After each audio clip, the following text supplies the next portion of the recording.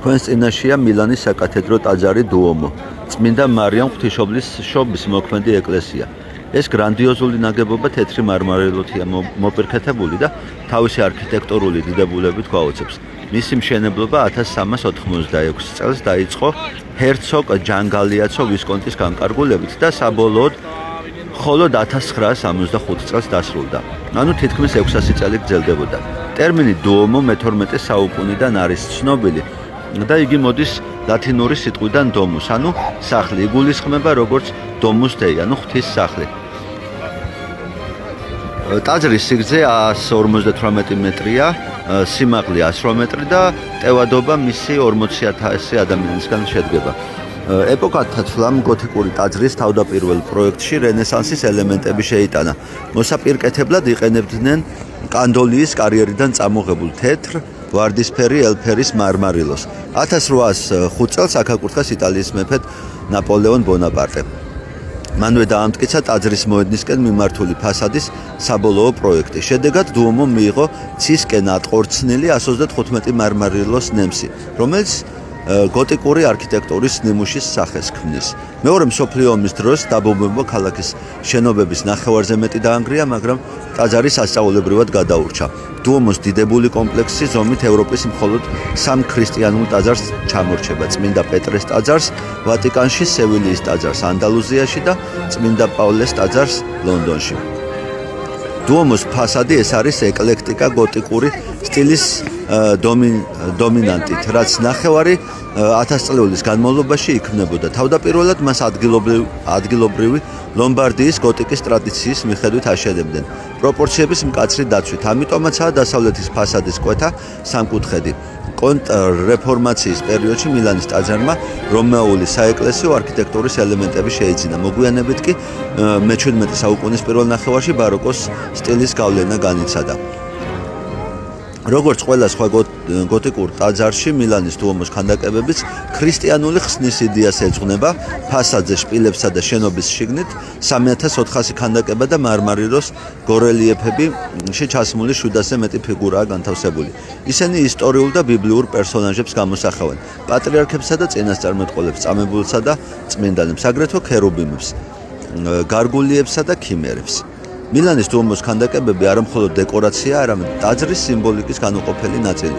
ომის შემდეგ განსაკუთრებით მნიშვნელოვანი ქანდაკებები დუომოს მუზეუმში გადაიტანეს. სხვათა შორის ტაძარში ახალი ქანდაკებები ჩვენს დროშიც იდგმება. ბოლოს ეს 2013 წელს მოხდა. ტაძრის მთავარი ქანდაკება ღვთისმშობლის 4 მეტრი და 16 სანტიმეტრის სიმაღლის ფიგურაა ცენტრალურ შპილზე. დუომო შიგნიდანაც არანაკლებ დიდებულია. ყურადღებას იმსახურებს ასტრონომიული საათი. მე-12 საუკუნის 5 მეტრიანი შანდალი, მე-4 საუკუნის ეგვიპტური აბაზანა ნაცლობისთვის და სხვა მნიშვნელოვანი ნივთები.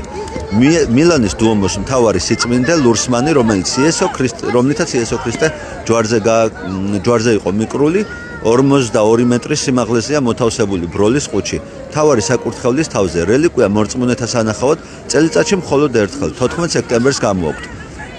ამ დღეს ეს ლურსმანი ანგელოზებიანი ღრუბლის ფორმის პლატფორმით ჩამოაქვთ. დღესასწაულის შემდეგ კი ძველ ადგილზე აბრუნებენ. ლეგენდის თანახმად ასაწევი მექანიზმი ლეონარდო და ვინჩიმ შექმნა და მოხატა. ტაძარში ასევე დგას წმინდა ბართლომეს საოცარი ქანდაკება. მილანის ტაძარს ამშვენებს 45 ვიტრაჟული პანო, რომელთაგან ყველაზე ძველი 500-ზე მეტი წლისაა. მათზე გამოსახულია ძველი და ახალი აღთქმის, აპოკალიფსისა და იესოს ცხოვრების სცენები.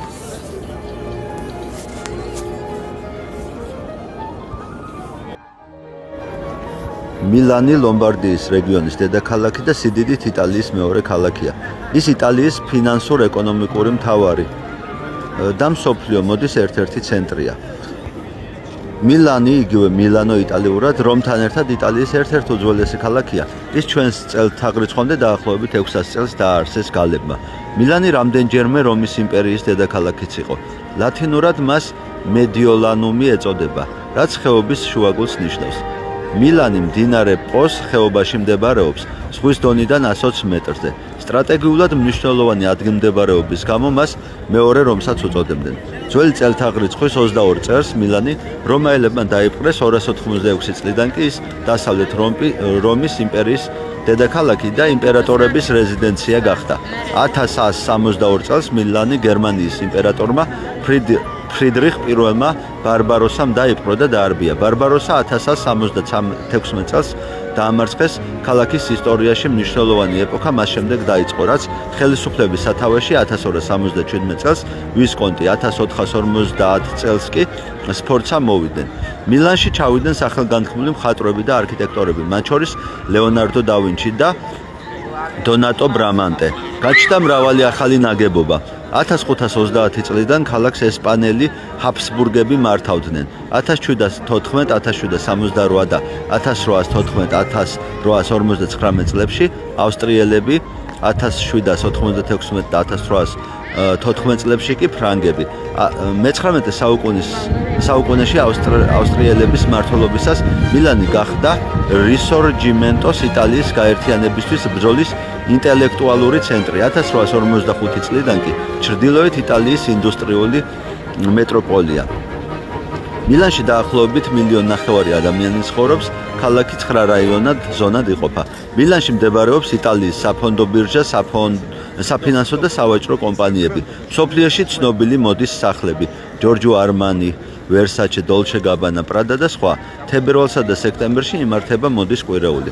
მილანში მრავალი ღირსშესანიშნაობა, ტაძრები, მუზეუმები, სახელგანთქმული თეატრი ლასკალა, ევროპის უძველესი ბიბლიოთეკა, იტალიაში პირველი ცათამბჯენი, მილანის უნივერსიტეტი და ტექნიკური უნივერსიტეტი, ჯუზეპე ვერდის სახელობის კონსერვატორია და ასე შემდეგ. მილანის მფარველი წმინდანია ამბროსი მედიოლანელი, ეპისკოპოსი, მქადაგებელი, ღვთისმეტყველი და პოეტი. მისი ხსენების დღე 7 დეკემბერი ქალაქის დღედ მიიჩნევა. მილანში ისევე როგორც ქვეყნის მთელს ტერიტორიაზე ფულის ერთეულია ევრო.